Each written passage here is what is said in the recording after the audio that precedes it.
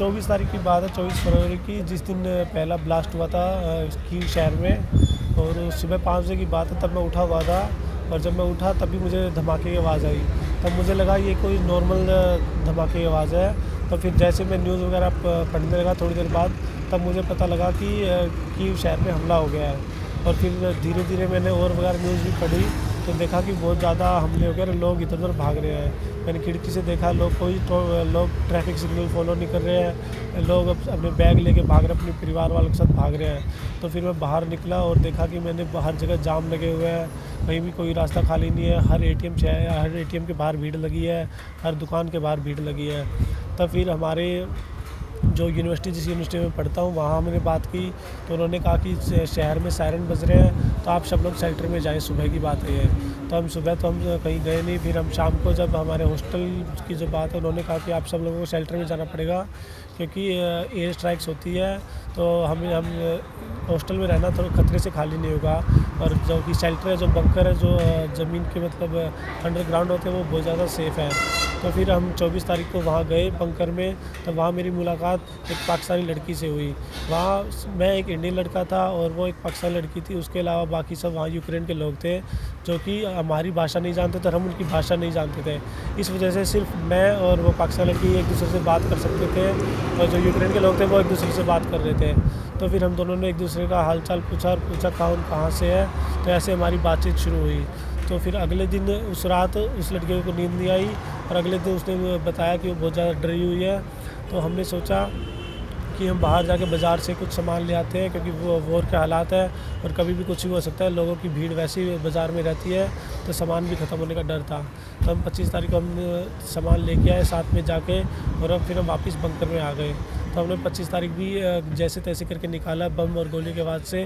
और जब 25 तारीख की रात की बात है, मैं 2:30 बजे मेरी आँख खुली, तो मुझे गोलियों की आवाज़ साफ साफ सुनाई दे रही थी। और मेरे 3 से 5 किलोमीटर के दायरे में एक जू है, जो कि जानवर का, वहाँ बम ब्लास्ट हो रहे थे, वहाँ गोलियाँ चल रही थी।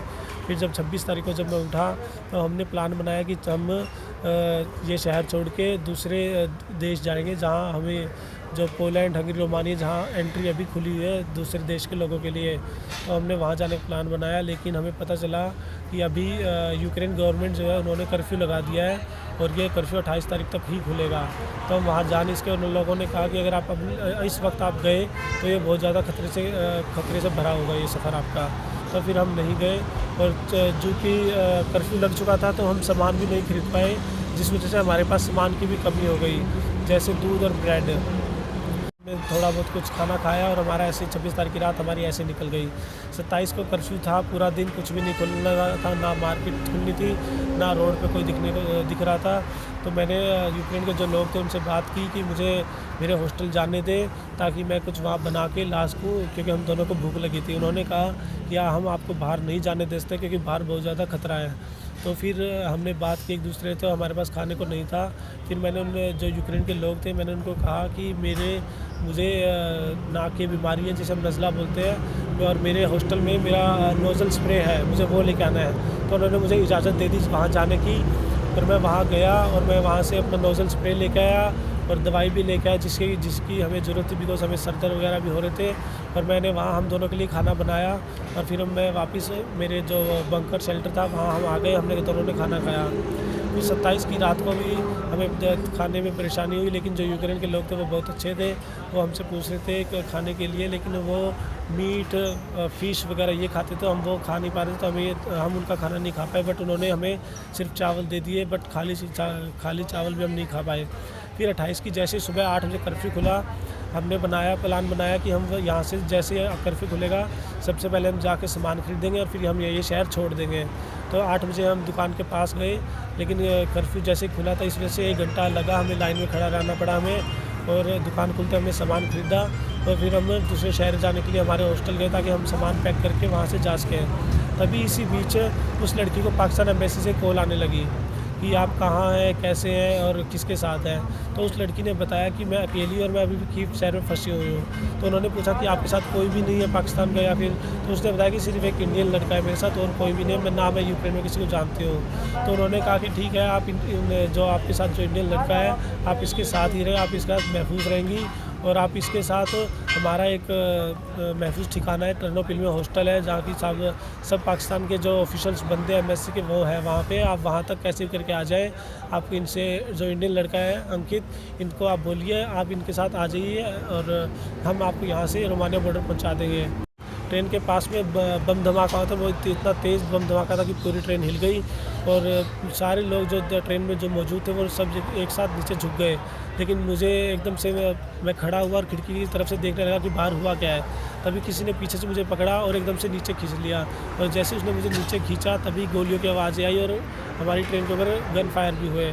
फिर उसके बाद पूरी जो ट्रेन की लाइटें थी वो सब बंद कर दी गई। हमारे सब जो भी ट्रेन में मौजूद थे सब लोगों के फ़ोन बंद करवा दिए गए और ट्रेन बहुत ही धीरे धीरे आगे बढ़ने लगी। हमारा टर्नोपिल शहर था, हमें वहाँ जाना था उसकी तरफ। फिर हमें टर्नोपिल 2:30 बजे ट्रेन ने पहुँचाया। हम वहाँ उतरे। उस लड़की ने फिर पाकिस्तान एम्बेसी से कॉन्टैक्ट किया और जो पाकिस्तान एम्बेसी के ऑफिशियल थे वो भी मेरे कॉन्टैक्ट में थे। वो भी मुझसे बार बार पूछ रहे थे आप कहाँ पहुँचे, आप कैसे हैं, सब कुछ वो पूछ रहे थे मुझसे भी। फिर उसने कहा कि हम पहुंच गए। लड़की ने उनको बताया। उन्होंने कहा कि अभी वहाँ कर्फ्यू लगा हुआ है, अभी आप वहाँ से निकले तो ये खतरे से खाली नहीं हुए, क्योंकि पूरे शहर की लाइट उन्होंने बंद कर रखी थी और हर जो कि शहर की जो ऊंची ऊंची इमारतें होती है उनकी इमारतों में स्नाइपर के साथ यूक्रेनियन सोल्जर बिठाए गए हैं। तो आप बाहर निकले तो शायद वो आपको गलती से आपको भी शूट कर सकते हैं, क्योंकि कर्फ्यू का वक्त है। तब फिर उन्होंने हमें वहीं रुकने की हिदायत दी और हम वहीं रुके रहे। फिर सुबह 5 बजे उन्होंने हमारे लिए एक टैक्सी बुक की और हम उनके हॉस्टल की तरफ गए। जैसे ही हम हॉस्टल में पहुँचे वहाँ पहले से सायरन बज रहा था एयर रेड का, मतलब हवाई हमले वहाँ भी हो रहे थे। तब फिर हम हॉस्टल में घुसे और उन्होंने हमें कमरे दिए, अलग अलग कमरे दिए और तकरीबन 8 या 9 बजे उन्होंने हमें खाने के लिए बुलाया। जब हम खाने पहुँचे तो जैसे कि वो मुस्लिम लोग हैं तो उनके लिए उन्होंने मीट वगैरह का इंतज़ाम किया था, बट मैंने उनको बताया कि आज जैसे मंगलवार भी और मैं हिंदू हूँ तो मैं मीट नहीं खा सकता। तो उन्होंने मेरे लिए स्पेशल अलग से वेज डिश का ऑर्डर किया और मेरे लिए स्पेशल वेज डिश मंगवाई। और उन्होंने फिर कहा कि आप जैसे कि आप 2 ही लोग हैं, अगर हम आपको रोमानिया बॉर्डर भेजें तो ये खतरे से खाली नहीं होगा। तो उन्होंने कहा कि आप थोड़ा वक्त इंतज़ार कीजिए, हमारे बाकी बच्चे आएंगे और हम आपको सबको एक साथ भेजेंगे ताकि आप सब महफूज रहें। और हमने 2 घंटे में रोमानिया बॉर्डर क्रॉस कर लिया। हम 4:30 बजे रोमानिया बॉर्डर क्रॉस करने के बाद जो लड़की थी उनके पाकिस्तान के एम्बेसी के लोग आए हुए थे, वो उनको अपने बस में बिठा के रोमानिया की राजधानी बुकारेस्ट वो उनको ले गए। हम बस का इंतज़ार कर रहे थे और हमें इंतज़ार करते करते 3 घंटे हो गए थे।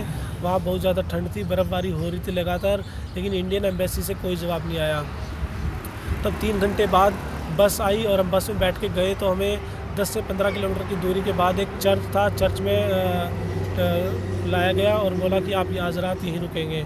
तब वहाँ भी कोई इंडियन ऑफिशियल नहीं था, वहाँ चर्च के लोग थे और वो जो चर्च के लोग थे वो एक चैरिटी कर रहे थे सिर्फ। उन्होंने कहा कि हमारा इंडियन एम्बेसी से कोई कांटेक्ट नहीं है। उन्होंने हमें खाना खिलाया, हमें रहने को जगह दी और उन्होंने कहा इंडियन एम्बेसी से हमारा कोई कांटेक्ट नहीं, हम सिर्फ चैरिटी कर रहे हैं। ऐसे करते करते मेरी 2 तारीख को मेरी तबीयत ख़राब हुई थी। मैंने उनसे दवाई ली, जो चर्च के लोग थे उन्होंने मुझे दवाई दी।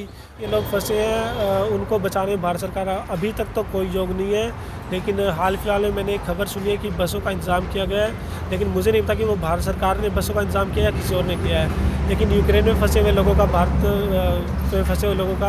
भारत के जो सरकार है उन्होंने कोई मदद नहीं की। तो आपका जैसे नेरा खाप के राष्ट्रीय युवा अध्यक्ष हैं संदीप या दीपेंद्र हुड्डा, राज्यसभा सांसद हैं, इनका भी कल हमें पता चला है कि इन्होंने पूरी कोशिश की है। इनका किस तरह का योगदान रहा आपकी खाप पंचायत में? मुझे महेंद्र नेहरा इनका मैसेज आया और माननीय संदीप नेहरा का मैसेज आया। उन्होंने मेरा हालचाल पूछा और उन्हें पता चला कि मेरी तबीयत ख़राब है, तो उन्होंने मेरी जो जहाँ मैं रहता था इन्होंने मेरा एड्रेस और मांगा। इन्होंने मेरी पूरी मदद करने की कोशिश की और उन्होंने मेरी मदद करवाई। इन्होंने जो उच्च अधिकारी और राजनीतिक जो है उन्होंने मेरे से बात करवाई उनसे मेरी और पूरी मदद करने सहायता करने की मेरी पूरी कोशिश की है। स्वागत किया है और इन्होंने मेरी बहुत मदद की। इन्होंने अपने जैसे बिल्कुल मेरे अपने भाई जैसे मेरी मदद की। इन्होंने ये नहीं कहा, इन्होंने ये नहीं सोचा कि दूसरे देश फंसा हुआ है तो हम क्यों किसी की मदद करें। उन्होंने बिल्कुल जैसे मैं इनका सगा भाई हूँ वैसे मेरी मदद की है और मुझे ये देख के बहुत बहुत खुशी हुई है। अब जैसे यूक्रेन में युद्ध है तो आपकी पढ़ाई का आगे क्या रहेगा? अभी पढ़ाई का मुझे कुछ नहीं पता। मैं 3 साल पहले नोएडा में था। मैंने वहाँ नोएडा पढ़ने के लिए SBI से एजुकेशन लोन लिया था, जो कि 4 लाख लोन था मेरा। और अभी मैं यूक्रेन गया तब भी मेरे 5 से 6 लाख रुपए वहाँ भी लगे थे। तो अभी जैसे कि अभी के हालात जारी, तो अभी कुछ नहीं पता कि क्या होगा क्या नहीं, लेकिन अभी मेरा भविष्य जो बहुत ज़्यादा खतरा